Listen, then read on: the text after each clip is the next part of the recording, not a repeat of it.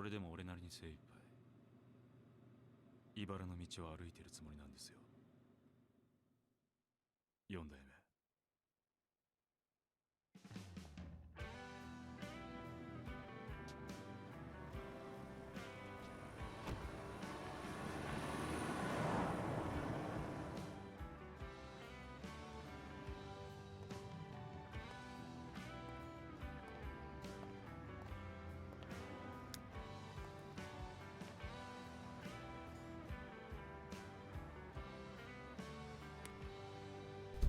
Finally, after 3 years, Sega has finally brought Like a Dragon 5, Fulfiller of Dreams, or otherwise known to us English gamers as Yakuza 5 to the US and Europe. However, it's been released as a digital-only PS3 game with no PS4 port in sight. At the same time, a Call of Duty, a Fallout, and a reboot Star Wars Battlefront was released. While I'm glad Sega has finally brought this out to us, they could have handled so much better. Anyways, with that said, I'm Anime Game Nerd. Welcome to my first video game review of Yakuza 5.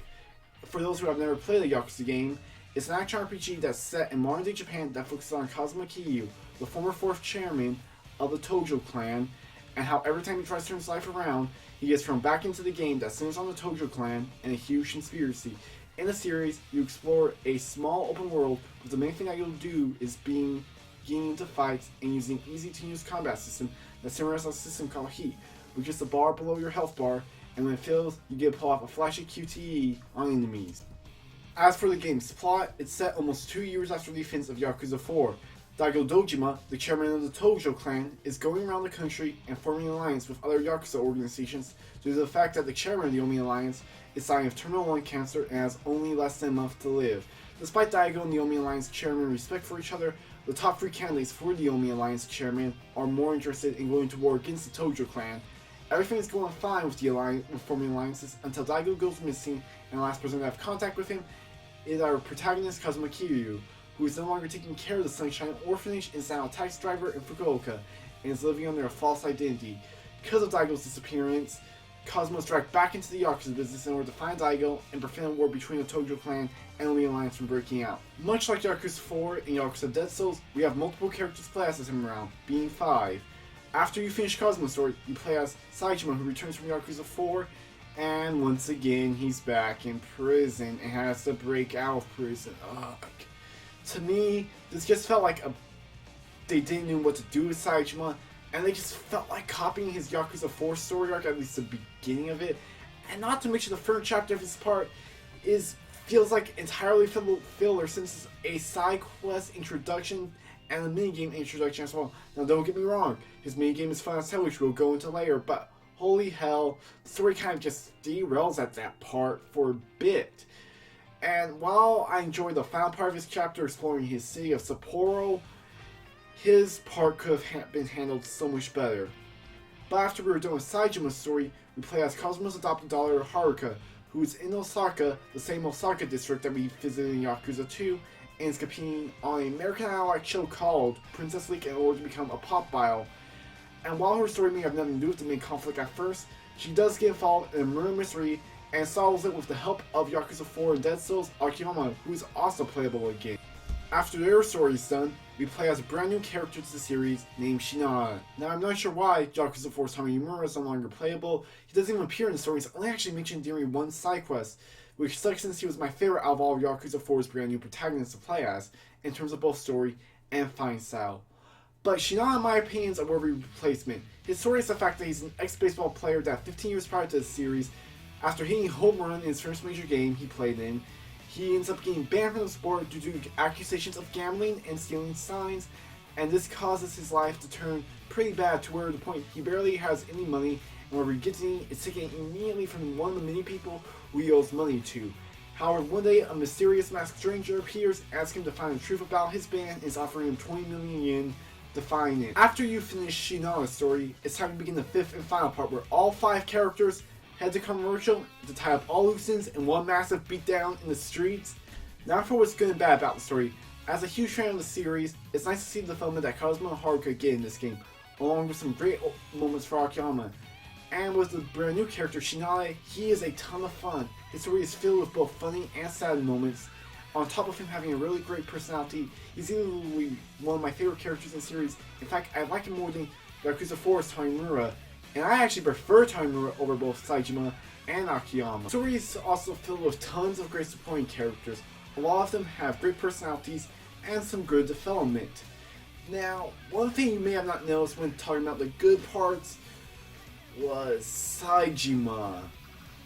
Now, as I mentioned before, the prison part really just felt like a rehash of Yakuza 4's prison part, and while I did enjoy his romance with Bubba and the prison that has some great characters in it, did we really need that retrend? I know I say this before, but it really just felt like they're copying from Yakuza 4, and its first chapter, as I said before, was just pure filler. I really thought they dropped the ball with Saejima's story arc, and while I thought the final boss was fun and all, the character who the final boss was sort of an odd one. It's a big plot twist. I won't spoil who it is for obvious spoiler reasons, but yeah, it's just, it really wasn't who I was expecting, and it felt like such a weird choice for the guy who we fought at the end of the game. With that said though, Yakuza 5 story is great. It's filled with both awesome new characters, new and old, some of my favorite supporting characters, in fact, some of the best supporting characters since Yakuza 2, and the spin-off game that Japan got, Kinzen,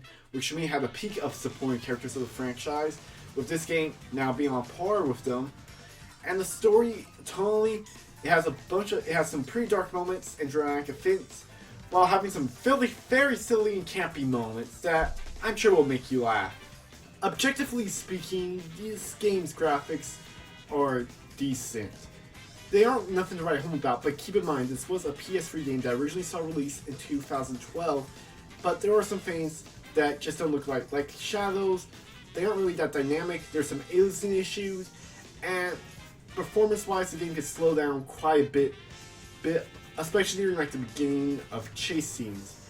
However, though, the cutscenes are as great as always. They're fun to watch, and they can get pretty lengthy at times. Not like Metal Gear Solid 4 lengthy, but pretty lengthy. The character designs, like always, are great. It's nice to see they're still sticking to their style of having more realistic Japanese people, instead of going for like some anime art style, which you see a lot in Japanese games. In terms of sound, first off, the voice acting, great as always for the series. Despite me only knowing a little bit of Japanese, the characters still, in my opinion, give a good performance. And though the best part of the sound is the music. Holy crap. While past Yakuza games all have great soundtrack, Yakuza 5 easily tops them all. And throughout this video, you'll be hearing various tracks throughout the game that on the bottom right corner, I'll be pointing towards their name, and you should go listen to some of them when you get a chance. Though heads up, I can see some people getting annoyed at Haruka's songs that she will sing throughout her story, especially since she only has really 3 different vocal songs, and one of them you'll be hearing a lot. Though I personally found it kind of catchy. I'm kind of used to hearing Japanese music since, well, I'm an anime fan after all. Now, like I said before, in the Yakuza games, you explore a small city, district, and going around and beating up punks that challenge you to the fight. But there's some other things to do, such as doing side missions, learning some new skills from trainers, and even going around playing mini games. And there's several new additions to most of those aspects. For example, one of my favorite additions to this game is a trainer named Tetsuya, who in fact is a real-life celebrity in Japan, and his training is that you go around eating at restaurants, then recommending those restaurants to him, and the first time you do this, you'll get a temporary increase to your health bar every time you eat at a restaurant, which will double your health bar and give you some stat bonuses such as more damage resistance and dealing more damage. In terms of mini games, Yakuza 5 has some of the best mini games I've ever played in a video game, rivaling that of even Rockstar games like GTA 5. Now, the mini games in this game from past games I returned are the usual suspects like Batty Cage, Karaoke, Bowling, Darts, and Hostess Clubs, and so on returned, but we also have several new additions like ramen making, snowball fights, a god-awful comedy routine mini game, air hockey, which I'm pretty sure they'll replace the ping pong mini game from Yakuza 4, and with the Sega arcades, we have some new additions to them, on top of having some of the usual suspects like UFO capture and the new shoot-em-up. But some new additions include a photo booth and 2 huge ones that are actually actual games. The first one is a rhythm game called Taiki no Tatsujin, and I probably just butchered that name, which is a real-life arcade game in Japan. and it even got a PS2 game in the West.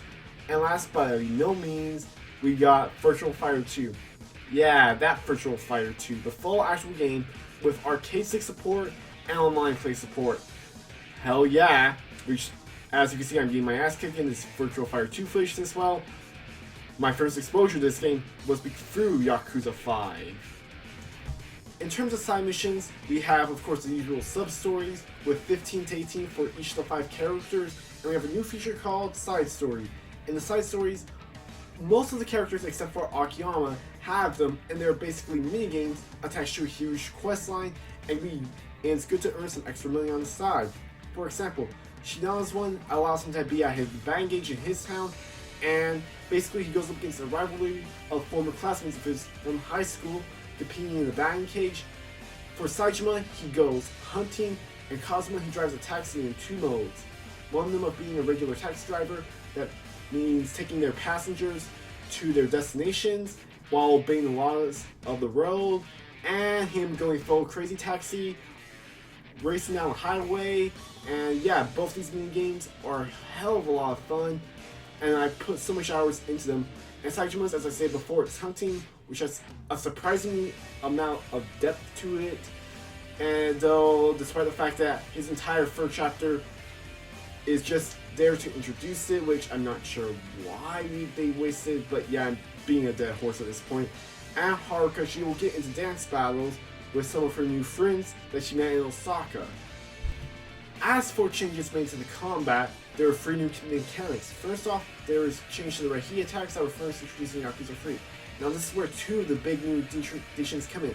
In the past, Rehi attacks were simply a flaking, powerful heat move that Kazuma can use in order to do you more damage, but use a lot of heat. In Yakuza 5, they're now changed to more so a special ability. Kazuma's ability, he can enter a rage mode that deals a lot of damage and can break blocks with ease. Saejima is able to pick up and spin an enemy around, which can hurt other enemies surrounding him, ends up throwing that enemy he's carrying at the end of it. Akiyama will kick an enemy into the air for an air combo, and Shinana grabs any enemy that he's currently facing and charges straight forward. Though be aware, these don't last long and use a lot of heat. The second big addition to combat is the circle next to your health bar. It acts as a second heat gauge that essentially acts like the red heat from Yakuza 3, in which it's exclusively used to deal with a powerful heat move that can change depending on the character's strength or not. Though keep in mind, these things take a long time to build up, and you might accidentally use them when you're just trying to kick an enemy while he's down, or a standard heat move, and it can get annoying since these things take a while to build up. The final big addition to combat is Haruka's combat, which are mostly optional rhythm battles she'll get into throughout her story, and it's the main mechanic of her side story. Now don't worry, if you suck at rhythm games, you don't need to do them except for the tutorial, and they're pretty easy to use. However though, there is the constant battle she'll get into throughout her main story. Now you don't need to win these in order to advance, and they're pretty easy, but just keep that heads up if you suck at rhythm games. Though, if you say have a jailbroke PS3, you could actually swap her character model for Kazuma's, and you can use that to have her kick some ass in combat. Just watch this clip right here. 歩かれると困るんだよ。なあ。教育してやるよ。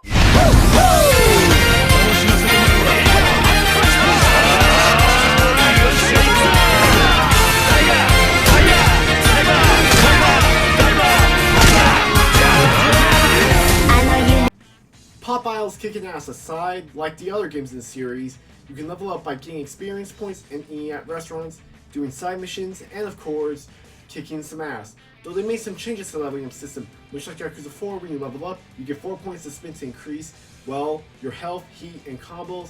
However, unlike Yakuza 4, you can't pick which abilities you get at a time, and are instead limited to 4 options, which reminds me a lot of Yakuza 1 through 3's leveling system, though that may be turned off for some. However though, it is also worth noting that there is an option just to straight up all level up if you don't at all feel like picking which skills you should get. And it is worth noting, I've played through this game, both the English version and the Japanese version of, I used the Japanese version to all level, and it didn't really make that much big of a difference, to me at least. So while this game isn't perfect, I do have some problems with it. The frame rate, as I said before, could get pretty bad at times. A solid amount of Saijima's part is just pure filler. And it's annoying how you can, when you use a red heat attack, and when you're just trying to kick a guy while he's down, and have to deal with how long it takes to build up. And as I said before, I'm not really a fan of the final boss. And as something I didn't mention before, the combat, I will fully admit, can get repetitive at times. Though with that said, there is plenty to like with this game. From the open world that, while small, has plenty to do in terms of both content, variety, and quality, and some fun and really intense boss fights with some incredible music that plays in the background throughout the entire game, makes this a game worthy of any PS3 owner's collection. Hopefully, with Yakuza 0 getting localized next year for PS4, that means this game did better in pre-orders than Sega expected, and let's hope that 0 does better than 5, so we can get Yakuza Kiwami, our remake, which is a remake of the very first game, and Yakuza 6 localized, because this franchise deserves so much more attention.